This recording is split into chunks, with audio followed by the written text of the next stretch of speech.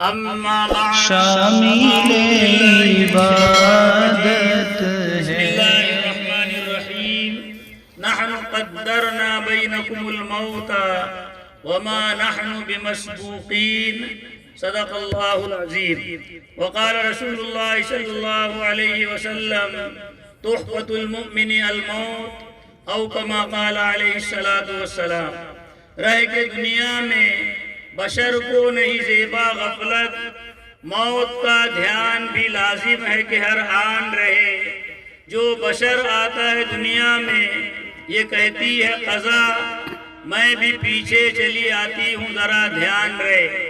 محترم حضرات، آج ہم جس ہستی اور شخصیت کے نماز جنازہ میں دور دراز سے شرکت کے لیے آئے ہوئے ہیں، حضرت مولانا مختار احمد صاحب ملی ندوی معہد ملت مالیگاؤں کے ایک نمایاں فرزند رہے ہیں، اور ان کی مدرسہ تعلیم النساء پاچورا کے قیام اور پھر اس کے استحکام کے لیے جو کوششیں ہیں وہ ازہر من الشمس ہیں. ہر شخص اس سے واقف ہے. جس وقت مولانا مالیگاؤں سے پاچورا مدرسے کی مناسبت سے آ رہے تھے، معہد ملت کے شیخ الحدیث حضرت مولانا محمد حنیف صاحب ملی رحمۃ اللہ علیہ نے ان سے کہا تھا کہ مولانا آپ پاچورا جا رہے ہیں تو اب آپ مالیگاؤں کا رخ نہیں کریں گے. انہوں نے اس عہد کو پورا کیا.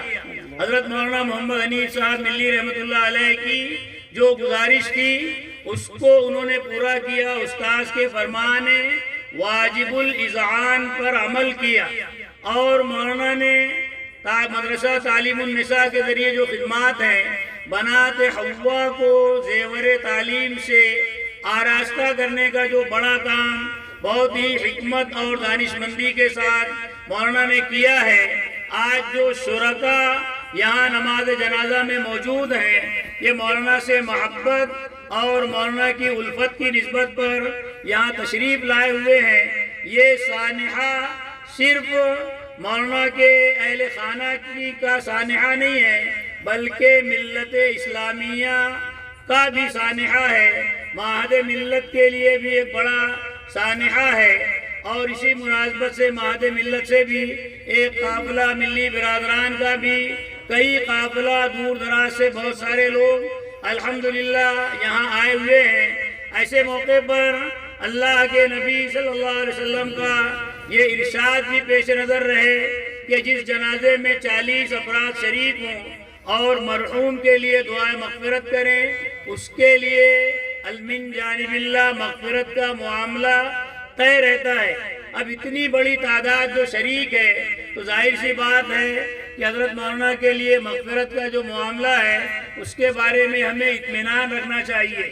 اور مولانا نے جو خدمات انجام دی ہیں تو ہم دعا کرتے ہیں کہ اللہ تعالیٰ ان کی خدمات جلیلہ کو اللہ تعالیٰ شرف قبولیت عطا فرمائے، اور حضرت مولانا کو اللہ تعالیٰ حضرت مولانا کی قبر کو جنت کے باغات میں سے ایک باغ بنا دے، اور اس پر اللہ تعالیٰ انوار کی بارش فرمائے، حضرت مولانا کی قبر کو ٹھنڈا فرمائے، اور جنت الفردوس میں انہیں اعلیٰ مقام نصیب فرمائے. مرحوم کے جو دور نزدیک کے رشتہ داران ہیں، خصوصیت سے مولانا کے فرزند مولانا محمد زید صاحب عمری، مولانا کے بھائی حافظ رفیق احمد صاحب ملی، اور جو بھی دور نزدیک کے رشتہ دار ہیں ان کے سمجھیے سمدھیانے کے رشتہ دار، اور اسی طریقے سے جو بھی دور نزدیک کے رشتہ دار ہیں سبوں کی خدمت میں یہاں آئے ہوئے افراد کی طرف سے میں تعزیت مسنونہ پیش کرتا ہوں.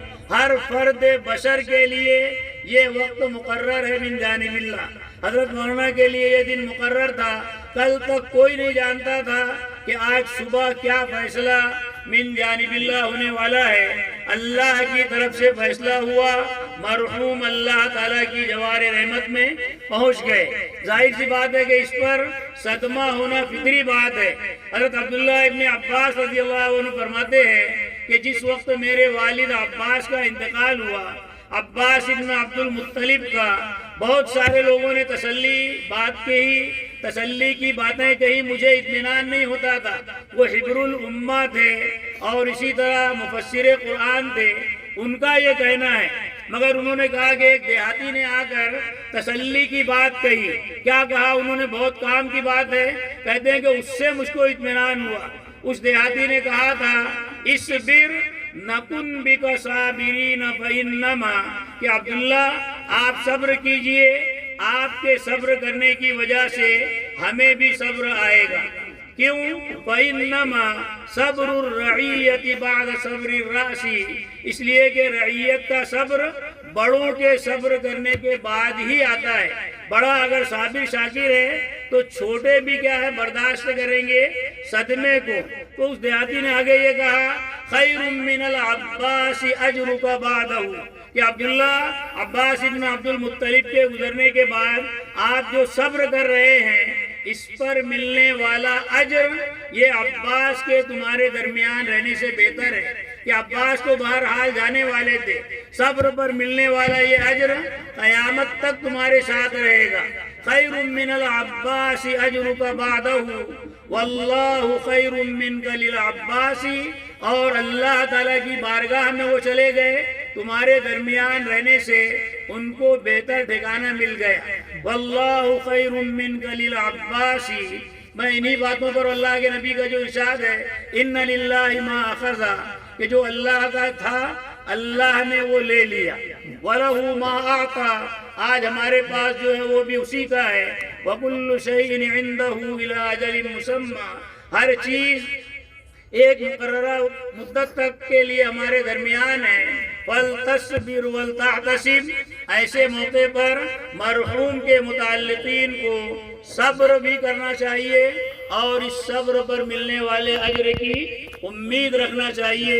میں انہی باتوں پر اپنی بات ختم کرتا ہوں اور دعا کرتا ہوں کہ اللہ تعالیٰ مرحوم کی قبر کو جنت کے باغات میں سے ایک باغ بنا دے، ابر رحمت ان کے مرکز پر گہر باری کرے، حشر تک شان کریمی ناز برداری کرے۔ وآخر دعوانا